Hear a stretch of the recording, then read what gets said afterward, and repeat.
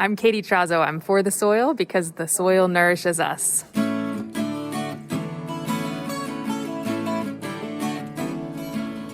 It is my pleasure to welcome you to For the Soil, a Conversation. Hey, everybody, I'm Jeff Ishee, the host of this program, and we're proud to be going into our second year of the podcast. And just wanted to take a moment to thank all of the people. You might not realize it, but there's a lot of people involved with this podcast and with the Virginia Soil Health Coalition.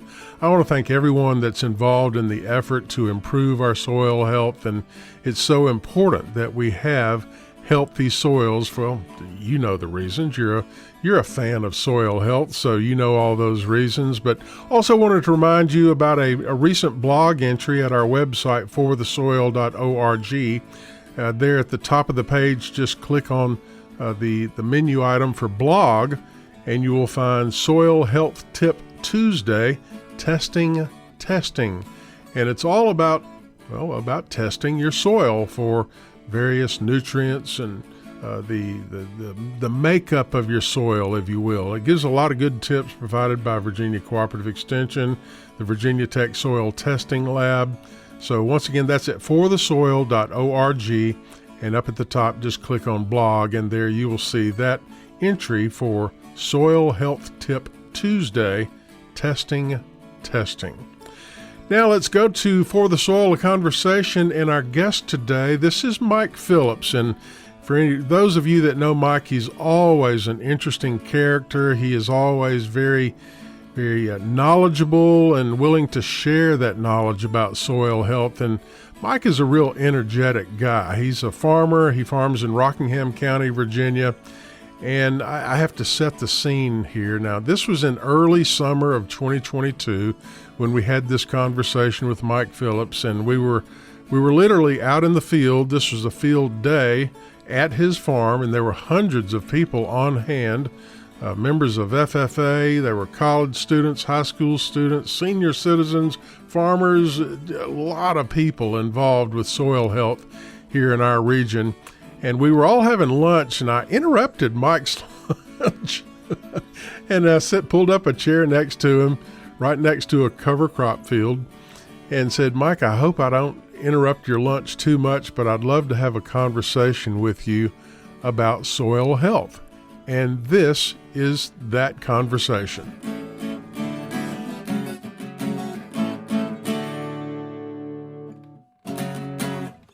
Well, I'm going to ask the question, and you just fill in the blank. How about that? Mike Phillips and Mauzy. Mauzy, yes. For Rockingham County, Virginia. We're out here for a very important field day. I see people from the age of 16 to probably 76. And everybody's interested in the same thing, and that is agriculture and soil health. Yes. So tell us about some of the demonstration plots you've got going on here. Well, some of the demonstration plots is basically you want to keep the ground always covered. If you take notice of my hat, it's been on my head for the last 17, almost 15 years, I guess, that I'd wear. The soil's meant to be covered. And so when you're doing that, you're helping the biological activities with that, you know. It's kind of like the way I look at it like this. There's two sets of livestock. You got livestock above the ground, you got livestock below the ground. Both need to be fed, both be taken care of. So when you have that interaction going between above and below, that's what makes things happen. Your manures added to it, bed pack manure especially, when you start putting that to and you go organic matter, start build that, then you're on the way of having a successful, you know. I know Mike Phillips, and you always give colorful answers to questions. So I'm going to ask you a colorful question, see how you react. Yes. If Mike Phillips were an earthworm, what kind of farm would you want to be on? The one I'm sitting on. Because why? All right, let me take you. Some of this you'll hear is saddened. Some of it is understanding. Now I want you to go back to 1928. 1928, my grandfather. Now this is a remarkable story, if you mind hearing it. My grandfather hauled meat. He started butchering hogs and going to Richmond and Washington, 1928. Great career. And this story is told to me by his partner that he worked with was Uncle Leon, which was on my mother's side of the family. But anyway, they hauled meat and meat to Washington, Richmond, and in 1940 up to 1942. 1942, my grandfather got killed in an accident in Washington, D.C. Now, keep in mind, he was hauling all year round. 1928, I can take you to the farm right now and show you where the cooler room was today to keep his meat cool. All right, that tragic in 1942, my dad was 12 years old. His youngest brother was 2. And then when my grandmother had to pick up from that and move forward with it. Now, my dad told me when I was 13, and of course it was hardship for Dad because the original picture behind it, I've got it up at work, that said Dad had to, Johnny plowed all the ground this year. He was 12 years old. Fast forward a little bit, I'm 13, down at the old barn, and Dad said, he looked at me just a square in the face and said, Mike, when you get older, I want you to, go to college, get a good job, and get off this farm so you don't have to work so hard. And I looked at my dad and square in the face and says, Daddy, you had to stay. I want to stay. And the look in my father's face, I still see it today, it was a relief. My grandmother knew I had the it factor. I loved this stuff, And so from that point on, that labor of love, and if you can imagine, my grandfather also had tomatoes. Can you imagine what it would have been like D-slope, plowed ground, and loss of soils from all that? So you're coming into a lot of ditches. Bill Patterson can tell you he helped me put in one that was 2 acres in size, and it took me 7 years to get enough soil to fill a ditch up that Dad was so proud of.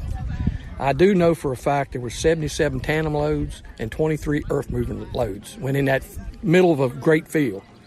That was one of the proudest things my father, seen.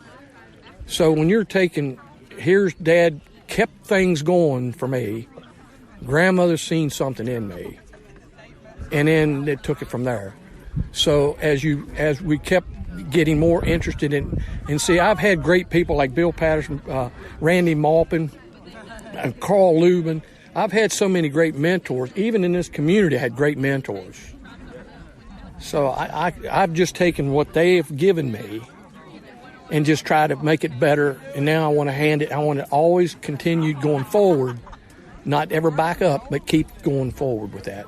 Quick question here. We're sitting out here in one of your fields. Yes. You've got a demonstration plot here, side by side. You've got one area that is called check. Yeah. This is completely untreated. Yep. And then right next to it, you've got another plot with crop covers and a wide diversity of cover crops. So visually tell us what you're seeing. Well, what I'm seeing there is where the earthworms are saying, I'm going to get out of here and head down to here. You've got more, they're not bare soils, but you don't see any kind of true, what I really see for this breaking down, having that kind of, all kinds of bacteria, whatnot, breaking down in that soil, having to feed for that livestock, which we talk about below ground. Right there, if you just take notice, which place would you like to live into? It really makes sense. Yeah, visually it's a no-brainer. If I'm an earthworm, I want to live on your farm, yeah. And I want to live in that plot right there in front of us. Because think of this too that we got to keep in mind. Now that soil right there, if you put a thermometer in that soil right there, it's going to be a higher temperature than this over here because you got the cool. It's a common sense thing here. But sometimes we look beyond our common sense and don't really realize what all the benefits it does with having that ground cover. And I've often kind of thought about out west, before the Native American, while the Native Americans on the frontier, or out there in that area. Just think then this is what I've kind of tried to mimic. You had bison and other animals running across. It was a huge rotational grazing system. And so they're going across, dropping the manure, they're stomping in that manure, and then moving on.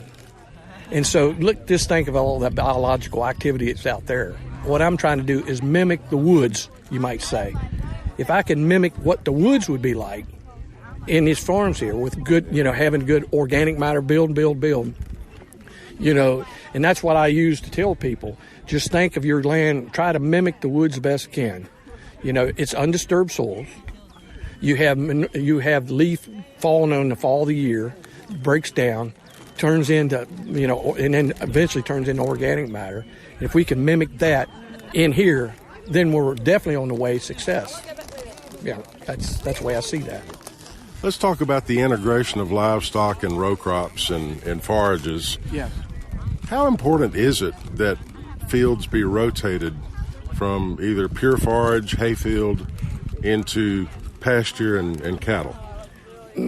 So you mean, I go back, the nice thing about growing up in a poor situation, you learn the tricks of the trade. Just think in the old times, they had hogs, they had chickens, they had all kinds of livestock and crops. Okay? So they used their manures because they didn't have fertilizer. So they used their manures, and that was around the barn area, which is close by. But they would end up using everything they had. And the one thing that my brother hated was pitching manure out of the barn. But that happened to be the most valuable thing you had was that barnyard because you got the carbon. And the thing of it, too, is they didn't have it overstocked. A lot of that at farms, you didn't have it overstocked. Even though the ground may be porous, you still had cattle still dropping that manure out. And that's kind of, I look back in some of the old ways of doing things and trying to incorporate the best of the old. Because we're forgetting some of the old, this was done years ago. That was called green manure. Before no-till, this was green manure. And people say, what is green manure? That's green manure if I plowed it down. And he's pointing to clover? Yep, crimson. Crimson clover and rye. But that crimson clover, look how much nitrogen is being produced there. So they didn't have the technique of no-till.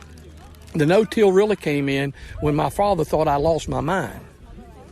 And I went into no-till years ago and mimicked leaving it on the ground instead of plowing it in. That was a radical concept. If you think about it, if the extension experts were saying, oh, yeah, you can grow corn and never run a plow through that field. Yeah. That was pretty radical. That was radical. And of course, there's one thing that you'll never do with me is put me in a box. I'm cycles and circles. Everything's cycles. Everything's circular to me. If you take a notice, you need to go over that web over there. Every picture on that spider web, I took every picture that's on there, even the spider web, is try to mimic what we need to be thinking about. And if you take notice, if you look at a spider web, and it's a great article, great way of looking at it. If you look at that spider web, you got all these lines running horizontal, vertical, okay, and circular. Now, not only straight lines, but they're all in a circular form. And every one of those lines is life. And once we understand that all living things are sacred, period, you won't get it. So everything we can and can't see that is living, soil is life. Without life, you're death, okay? Everything's got to work together, and I call it harmonious balance. And I coined that. I didn't really coin it. I was trying to think what the center picture should be. And I thought about it. I said, man, I'm overthinking. It's harmonious balance. So everything is connected. Everything is all connected, and it all comes where? Back to the center. One final question, and we're talking today with Mike Phillips, a man outstanding in his field.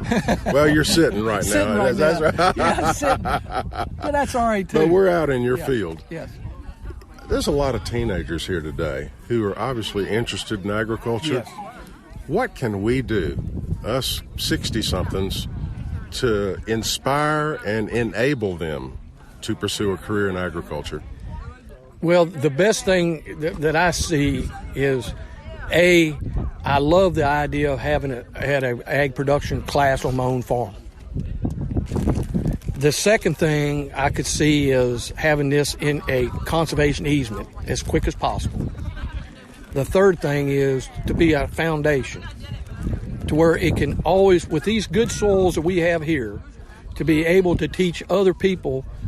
And I know even though I had to be told this, that I'm inspiring a lot of young people that I didn't realize I was doing. Because they say you got enthusiasm, you got, you feel you're always energized, and you're always looking for stuff. I'm just me. But if that's making them look at me and wanting to walk in my shoes, so to speak, I'm all good for it. I mean, it's great. And it's nothing more enjoyable to teach a young person that's never drove a tractor before to drive a tractor and then end up seeding her own ground and end up going to be talking today about manure injection all at one time. That, to me, is the most incredible thing that I've ever, because now today I'm going to step back and let them run the ship.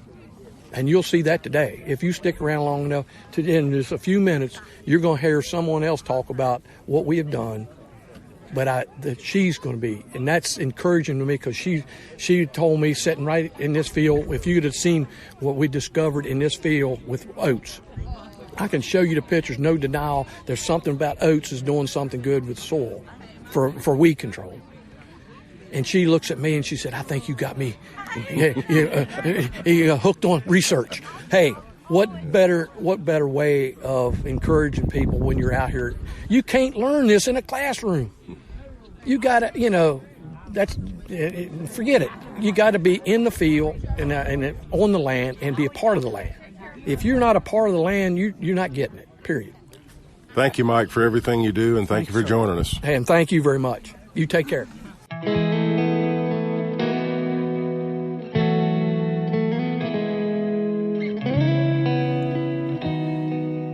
It is very easy to hear the passion in that man's voice. He really does care not only about soil health, but about the next generation and how they enter the field of agriculture. And Mike and Susan do great work at their farm. They're involved with so much of the agricultural community. And once again, thanks to Mike Phillips for letting me interrupt his lunch to have a conversation about soil health. Thank you very much, Mike and Susan Phillips.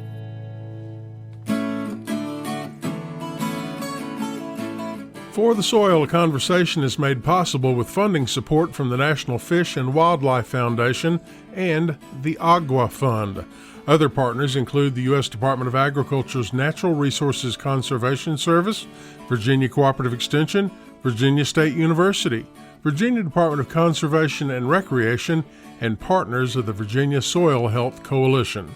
Views expressed on this podcast are those of each individual guest. To download a copy of this or any other episode, visit the website forthesoil.org. And if you have a specific question about soil health, contact your local extension office, your local USDA service center, or a soil and water conservation district office. Music used during today's program was provided courtesy of The Flip Charts and Mr. Smith. All rights reserved.